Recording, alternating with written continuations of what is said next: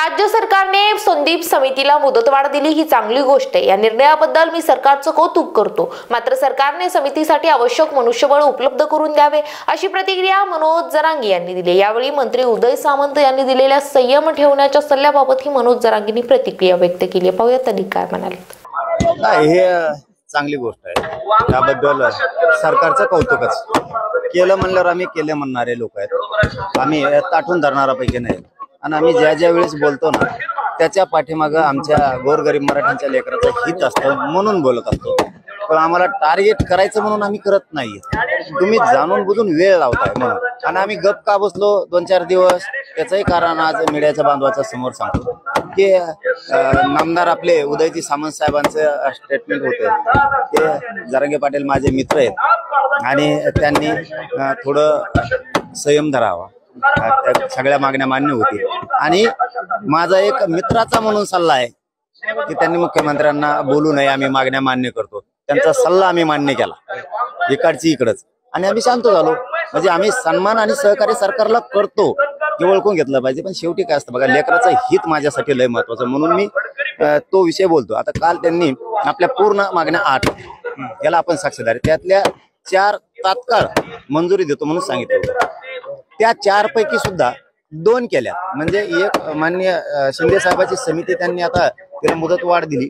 फक्त आमची एक आता विनंती, शिंदे साहेबाची समिती तुम्ही आता गठीत केली, तिला मुदतवाढ दिली, तिला मनुष्यबळ द्या, तिला बसून ठेवू नका। नुसते मुदतवाढ देऊन उपयोग नाही। आता ती जिल्ह्यात महाराष्ट्रभर गेली पाहिजे, तिने नोंदी शोधल्या पाहिजे, सगळ्यात महत्वाचं। दुसरं कक्ष दिले पाहिजे, मनुष्यबळ तातडीनं दिलं पाहिजे, त्यांना निधी कमी पडता कामा नये, आणि सगळ्या व्हॅलिडिटी झाल्या पाहिजेत, आणि जे प्रमाणपत्र रोखून धरले ते तातडीनं दिले पाहिजे। हे आता मुख्य शिंदे समितीच्या पाठीमागे। आता दुसरा मुद्दा जो तुम्ही दुसरा मान्य केलाय, हैदराबाद गॅजेट लागू करतो असं तुम्ही काल शासन निर्णय केलाय। बॉम्बे गव्हर्नमेंट आणि सातारा संस्थांचं गॅजेट हे आता तुम्ही शिंदे समितीकडे, आता सरकार त्याच्यावर अभ्यास करणार असं त्यांचं म्हणणं आहे। कारण शिंदे समितीने केलेला आहे, शिंदे समितीनं अभ्यास केलेला आहे, आता सरकारला करायचं। ठीक आहे, तुम्ही 7-8 दिवस त्याच्यावर अभ्यास करा, तिला बघा आणि ते लागू करा। तुम्ही 2 कामं केलेत, त्याबद्दल तुमचं कौतुक। फक्त आता गॅजेटच्या अंमलबजावणीची वाट मात्र आम्ही बघतोय, आणि त्या केसेस त्या मागे घ्या। बलिदान गेलेल्या कुटुंबाचे विषय त्याच्यात घेतलेले आहेत आपण, त्यांचे निधी आणि नोकऱ्या गेलेल्या नाहीत। ज्या 4 मागण्या त्या दिवशी ठरल्या त्या तुम्ही आता तातडीनं लागू करा। पाटील, त्याबद्दल बरं झालं तुम्ही योग्यच विचारलं ते की जे 15 तारखेला आपलं ठरलं होतं त्याच्याबद्दल जरा आज संध्याकाळी आम्ही गावकरी बसतो काय करायचं, आणि उद्याच्याला आपल्या बांधवांना आम्ही अंतरवली प्रेस घेऊन सकाळी डिक्लेअर करतोय काय ते। आपण आता मान्य करायला लागलेत, मग आम्ही बोलणार नाहीत। तुम्ही खोटं करू नका हे आमचं म्हणणं।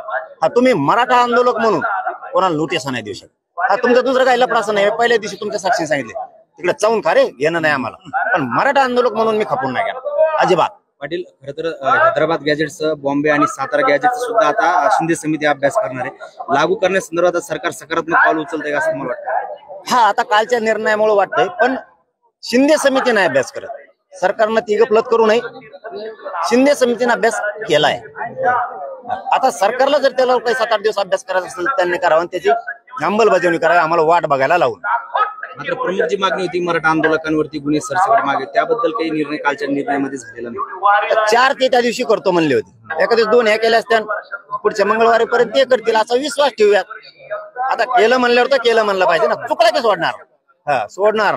मराठा आंदोलकावर जर तुम्ही जाणून बुजून जर असं काही करत राहिला मराठा आंदोलक म्हणून, बाकी तुमचं काय दुसरं लफडा असताना मला देणं घेणं नाही, मी समर्थन करणारा तुमच्यासारखा नाही, हे ध्यानात ठेवा।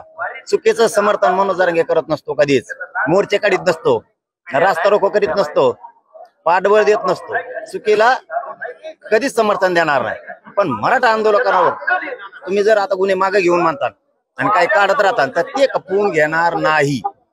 आता वाट बघतोय आम्ही राहिलेल्या मागण्याची अंमलबजावणी आणि गॅजेटची अंमलबजावणी। मला वाटतं पुढच्या आठवड्यापर्यंत करतील आणि त्यांनी ते करावी, कारण 4 विषय ठरलेले ते तातडीनं आता मार्गावर, तातडीचा अर्थ लगेच। 15 फेब्रुवारीच्या सकाळी उपोषणानंतर उद्या निर्णय जाहीर करणार।